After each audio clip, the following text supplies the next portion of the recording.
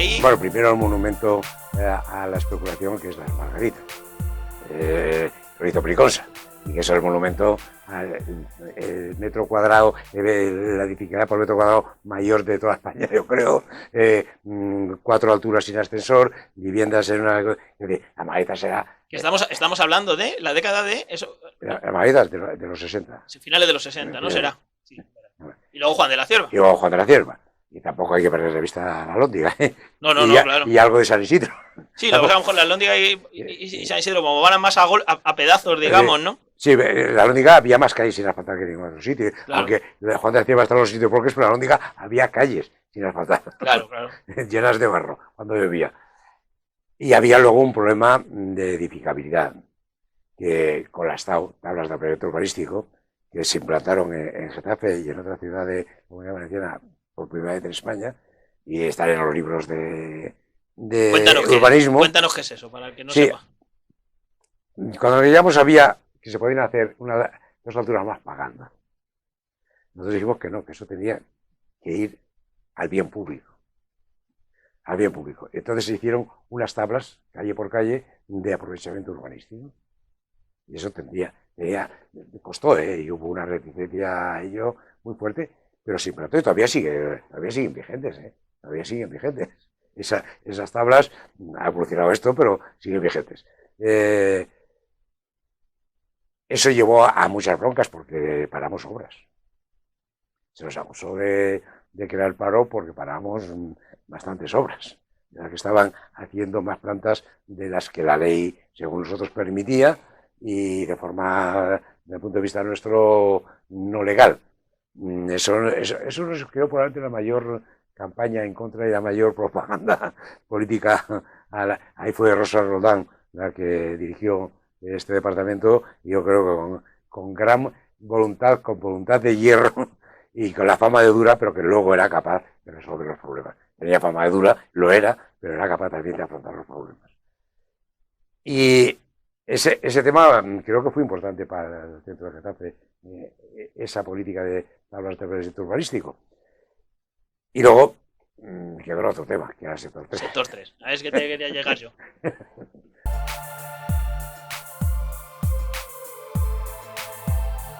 Las sector 3 lo montan, volvemos al mismo tema. La inmensa mayoría de las se montó a través de cooperativas. ¿De dónde procedían las cooperativas? De las fábricas. De fábricas no solamente de Getafe, por ejemplo, había de Marconi, había de empresas industriales de fuera de Getafe, pero también de Getafe, lógicamente. Y se montó con cooperativas. Ahí hay algo que a lo mejor no lo sabe la mayoría de las personas. Menos 300 viviendas de la primera fase del sector 3, no de las posteriores que se hizo. Fueron como viviendas de protección oficial. Y el cambio, que eso sí lo estudiamos, era las personas que montaron las cooperativas y fueron a vivir al sector 3 al principio, venían de pueblos, fundamentalmente de pueblos de Castilla-La Mancha y de Extremadura. Y querían tener, como fuese, aunque fuesen 20 metros de jardín, y aire, y respirar aire. No respirar la escalera y la contaminación. Eso ayudó en ese sentido a la concepción de qué había que hacer ahí. Y al éxito, porque la gente lo deseaba. Había una ventaja, hay que decirlo. La mayor parte de esas personas tenían su vivienda ya pagado a punto de pagar. En otro lugar querían mejorar su nivel de vida y su vivienda. Y lo hemos dicho, trabajaban en fábricas importantes y habían nacido las cooperativas en fábricas importantes. Se hizo todo ello a través de un movimiento cooperativista, que fue el más importante que hubo en España. Que luego se trasladó, y justo de ahí salieron empresas cooperativistas para el resto de España, desde Getafe. Unas cuantas salieron. Ahí hubo una pelea que fue el proyecto de urbanización. Y en el proyecto de urbanización, yo creo que los compañeros del gobierno municipal del Partido Comunista se equivocaron. Ahí tuvisteis una polémica, ¿no? Sí. Hubo una polémica seria sobre ese asunto. Sí. Cuéntanos. Querían poner temas de obligaciones mucho más mayores que, desde mi punto de vista, imposibilitaban el desarrollo del proyecto del sector 3. Y eso se ponía en el proyecto de urbanización, lógicamente, donde querían poner las cargas mayores. Lo discutimos, bueno, ahí hubo siempre lealtad entre ambos socios, lo discutimos, no hubo acuerdo y ellos dijeron que se iban a abstener. Eso fue un pleno, ¿no? Si En un no estoy pleno, mal en un informado. pleno, no. Y ahí yo les jugué una pasada, una mala pasada. Puse altavoces en toda la calle Madrid, en la calle Toledo, y hubo 4.000 personas en la calle escuchando el pleno. Eso fue un palo, fue una jugada por mi parte un poco... Ahora lo puedes confesar, no pasa nada, yo creo ya. un poco una jugarreta que les hice. Se equivocaron. Lo reconocían luego que había sido un error. Esa abstención, que no fue en contra, fue una abstención. UCD votó a favor del tema. Creo que se equivocaron ahí. Se aprobó y costó después, entonces eso iba con financiación del banco hipotecario. Y para pasar de la urbanización, no daban el crédito hipotecario para hacer la vivienda si la urbanización no estaba terminada al 100%. Era un problema que tuvimos bastante serio, que conseguimos solventar, pero no fue fácil.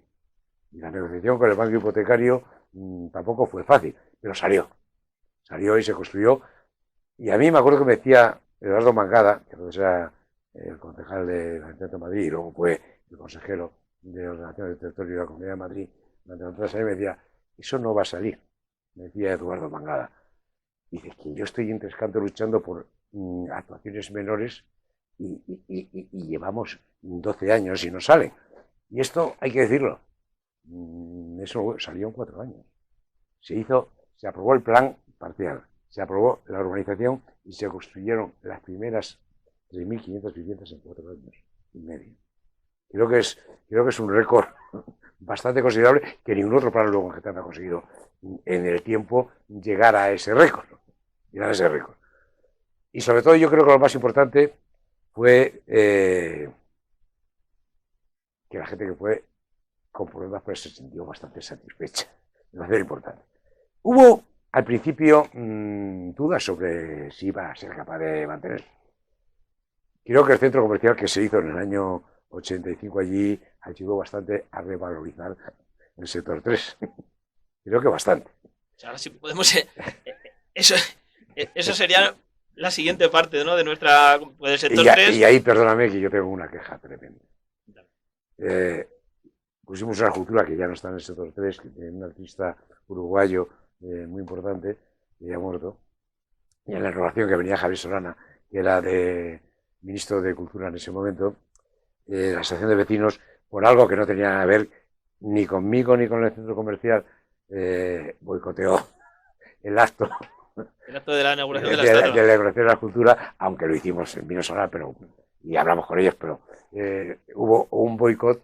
A mí me sentó muy mal. Me sentí enormemente herido. Por eso, pero son cosas que pasan. ¿De qué año estábamos hablando ya? Del 85. Ah, 85. Del 85. Pero no eso, la inauguración, no, lo de la escultura fue, no. 85 la inauguración esto fue ya en el 88. 87, 88. La protesta era por los vados. Famosos vados que tantos años han estado en pelea. Porque yo no tenía nada que ver, ni tenía nada. Pero me tocó también pagarlo. Esto es una queja sentimental. Hombre, lógicamente, es el momento, Jesús, para hacerlo. Si no lo hacemos ahora...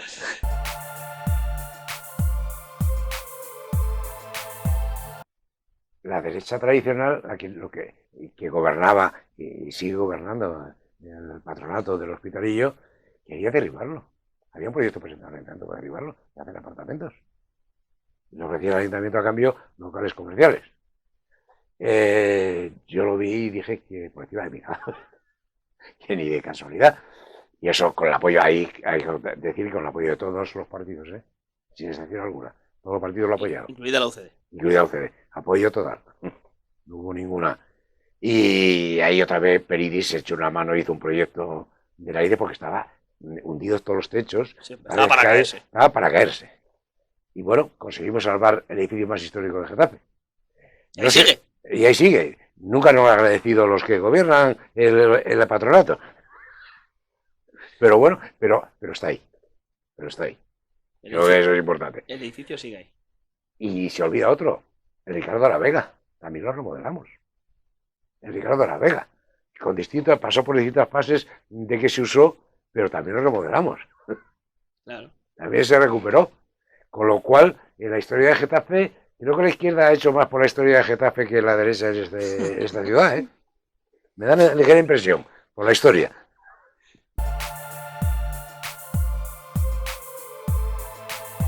Cuéntanos un poco lo de la fábrica de harinas. ¿Cómo Fábrica fue de un poco harinas- todo aquel proceso? La fábrica de harinas había cerrado. ¿Por qué llegó a concluirse que Porque eso había es un cerrado. espacio cultural? Había cerrado, y lo mismo, pues, una fábrica cerrada, pues que quieren construir viviendas. Quiero decir, esto es elemental, querido Watson. Y además estaban los trabajadores sin cobrar, porque había sido quiebra, cobrar, que todo eso estaba en las leyes laborales, como ahora todavía, sin cobrar sus indemnizaciones correspondientes. Entonces, la idea, creo que se le ocurrió, no quiero equivocarme, esa no fue idea mía, creo que se le ocurrió a Julio García Madrid y a otro compañero del Partido Comunista. Se ocurrió, y vinieron a plantearlo, los alcaldes mandaban mucho. Y además había una colaboración y un diálogo permanente todos los días. Comíamos juntos en el Lido y jugábamos la partida, entonces no al mus, al dominó. Día sí, día no. Pero Cuando podíamos, mezclados. Las partidas al dominó eran mezclados. Eran mezclados, claro. Entonces, bueno, por eso no me quiero apropiar una idea que no fue mía.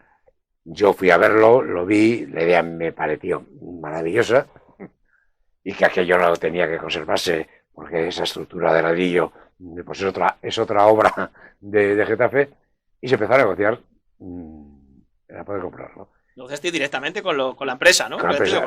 Y bueno, y el juzgado que estaba... Y los acreedores. Sí, los acreedores, llegó al acuerdo de 30 millones de pesetas. Para que se entere, lo ponemos en euros. 180.000 euros. 180.000 euros. Que además, esto se pudo hacer entonces, y no se podía hacer. Firmamos en un despacho de ayuntamiento en el Arao, estaban los trabajadores a cobrar el dinero que dábamos nosotros. Esto ahí no hubiese sido posible, sería imposible hacerlo. Hoy no es posible. A ver, nosotros qué hicimos, le dimos el dinero a la empresa, pero obligamos a la empresa que automáticamente lo entregase. Pues, y ahí tuvimos del primer momento claro que se tenía que ser el gran centro cultural, eso lo tuvimos claro desde el principio. En el primer momento. Luego la historia obligaba que fuese el ayuntamiento, mientras se hacían las obras, pero llegó a buen fin y a buen puerto, eso lo hizo ya Pedro Castro.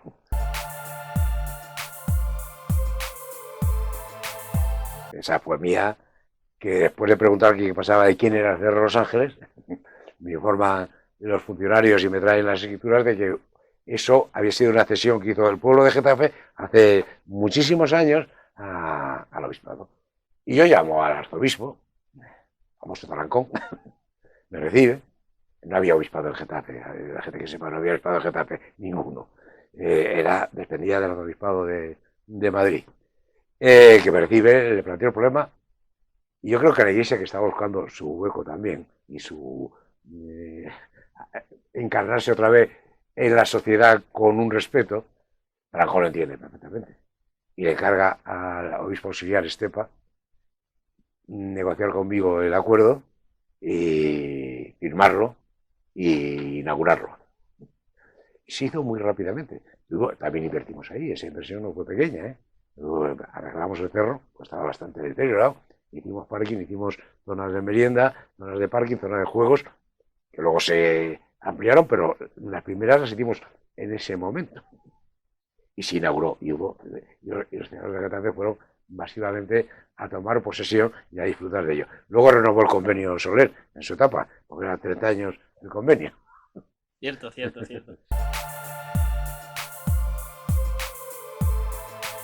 ¿Recuerdas de aquella época? Ahí hay que dar un nombre, que se llama Andrés García Madrid. Fue un gran acierto nombrarle director de Cultura. Tenía unas relaciones, primero una formación y una cultura personal extraordinaria, tenía unas relaciones extraordinarias y un respeto del mundo de la literatura, del mundo del arte, impresionantes, y fue el motor de esa cultura durante esa legislatura. Se trajeron a los talleres que se montaron de literatura desde Hierro, que estuvo aquí dando las clases, ahora tiene la junta aquí, pero venía 3 veces a la semana a dar sus clases a Getafe, montamos eso, literatura, montamos teatro. Era un director argentino famoso que vino también salieron luego 5 grupos de teatro de Getafe, que algunos de ellos todavía perviven. Son mayores, pero viven todavía. Entre los grupos salieron, se montaban con jóvenes, con empresas. Ahí estaba la labor que ganamos un poco los grupos de empresa. Se montó el ballet, que era Luis Rupo, que sigue el ballet existiendo, entonces eran clases. Se montó el de pintura Ángel Aragonés, del cual han salido pintores muchos y diversos, que también se jugaba con los grupos de empresas, se jugaba con los jóvenes y se jugaba con la calle Madrid, que era el centro cultural de aquel momento que existía.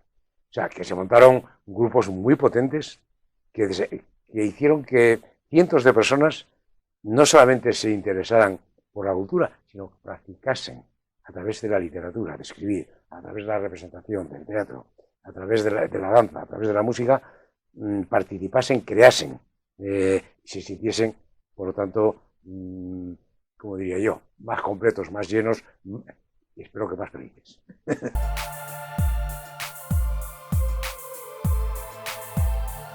Salieron de esas escuelas, de esas clases de pintura que Ángel Aragonés daba en la calle Madrid, y del que salieron muchos pintores. Y es una pena que no se haya cuidado conservarlos adecuadamente. ¿Cuál era la idea de esos? La idea era primero embellecer las fachadas, que eran un horror. Vamos a ver, fachadas eran zonas muertas de los edificios, que eran un auténtico horror. Primero embellecerlas, y al mismo tiempo de embellecerlas, darle un poco de vida a Getafe y de imagen de Getafe. Si vemos algunos de ellos, reflejan una parte de la vida de Getafe. Y tengo que lamentar que se empezó hace 12 años a olvidarlo y se han perdido ya algunos de ellos y otros están en grave deterioro. Algunos se han borrado directamente, como el de San Isidro, y algunos otros están en estado lamentable, como el de Hospital de San José, y algún otro, bueno, el de donde está el órdago, que también, donde está el jardín vertical, que también era además muy singular ese dibujo, también eso fue con Soler, se perdió, pero tampoco Soler los ha conservado, vamos, no se puede criticar a Soler en ese solamente, no ha hecho ninguno para mejorarlo Sara Hernández. Pero era eso, primero embellecer, segundo, hacer una pintura que creo que tienen un valor pictórico, y tercero, reflejar un poco la ciudad, que sigue existiendo todavía frente del cuartel, vamos, de la base aérea, creo que es Getafe.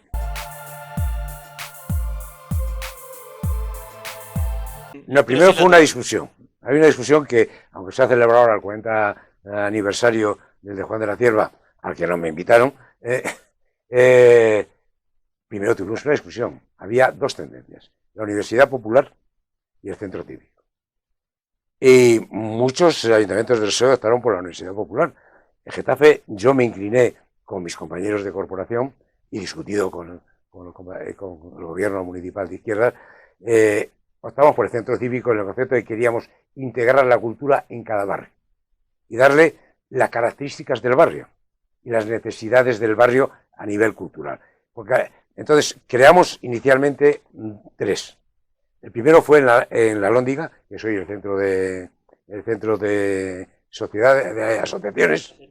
Fue el primer centro cívico en la Alhóndiga. Era una fábrica de muebles, que lo convertimos en un centro cívico, fue el primero. El segundo en las Margaritas, que era uno muy pequeño, ese no era pequeño. Y el más grande, en aquel momento más importante, Juan de la Cierva. Y la idea era, por eso fuimos a la Universidad Popular, era llevar la cultura a cada barrio y con las características de cada barrio. Era la idea y reflejaba incluso arquitectónicamente en un principio el de Juan de la Cierva ese concepto. El anfiteatro salía de la plaza y se metía en el centro cívico. Era esa implicación entre ciudadanía, entre ciudadanos y cultura y actividad cultural. Que quería representarse, luego se descubrió eso, por razones climatológicas y demás, pero era el concepto que impregnó ese centro cívico en sus orígenes.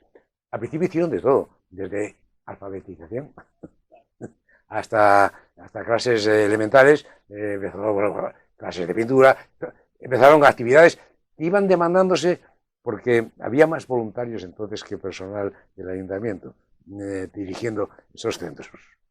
Más bien eran voluntarios la inmensa mayoría los que trabajaban, organizaban y hay que aplaudirse y agradecérselo considerablemente esa labor.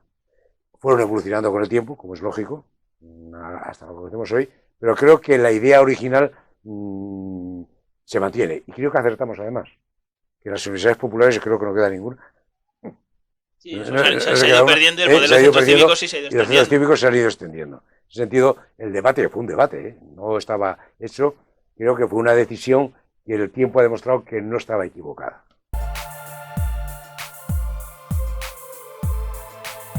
Los grupos de prensa fueron muy importantes en un momento determinado. Hacían también viajes, pero no se dedicaban solamente a viajes. También hacían viajes, pero no solamente a viajes. Se crearon grupos culturales, grupos de distintas actividades muy importantes. Y lo mismo es tan importante que organizamos durante 3 años jornadas donde los grupos de prensa exponían todos sus trabajos, con exposiciones y jornadas. Hay fotografías por ahí que lo atestiguan, no es de palabras solamente, de esas jornadas, porque eran una actividad importante que hay que aplaudir. Además, eso se olvidaban de su tiempo, pero también disfrutaban. También claro, si era una forma de implicar a la ciudadanía. Lo que pasa es que ahí corrígeme si me equivoco, Jesús, en esta reflexión, pero es verdad que yo creo que los grupos de empresa, en parte, ya estaban antes. Estaban antes. Antes de la llegada de la democracia. Estaban antes. Yo creo que al final, el elemento diferenciador con la democracia, cuando llegáis a los... cuando empiezan los ayuntamientos democráticos, es vertebrar. Las asociaciones también estaban antes, pero no tenían la implicación, por razones políticas evidentes, que podían tener luego, y luego está ese empuje que tú siempre defiendes del colegio, es un elemento social además de la propia educación. Sino cuando hablamos del APA, el APA valía para que en muchos barrios tuviéramos la primera biblioteca, que los primeros niños que podíamos ir a la biblioteca porque no había centros cívicos, donde hacíamos deporte. O sea, la vinculación que supone el colegio no es solo el edificio y no solo la educación, sino el elemento social. El elemento social fundamental, es fundamental. Y yo te diría... Eso fue una actuación vuestra, esa fue una actuación de los ayuntamientos democráticos. Yo diría, sí, nosotros la facilitamos, pero yo vuelvo a insistir, había una voluntad en los ciudadanos, en los vecinos, más allá de los partidos políticos, bastante más allá de los partidos, y sin los partidos políticos, bueno, más todavía, y sin los partidos políticos. Ese asociacionismo que tú has mencionado en los distintos frentes, sean desde las APAs, asociaciones de vecinos y demás, articularon Getafe más que en ninguna otra organización. A eso me refiero, que muchas veces cuando se habla del tejido social de una ciudad como la nuestra, el sur, el cinturón obrero, todos los estereotipos, todos los nombres los hemos conocido todos, pero la realidad cuando lo analizas es eso, que al final fue canalizar todo ese ilusión, si quieres, empuje, ganar de... A través de organizaciones de los barrios, sociales, de los colegios sociales, de los grupos de empresa. Nosotros éramos unos incentivadores o provocadores, si queremos decirlo de otra forma, pero no éramos los dirigentes de eso, no éramos lo provocábamos, nos encantaba que se produjese. Esto llevaba también a situaciones que al final nos venían a reclamar todo al ayuntamiento. Claro, sí.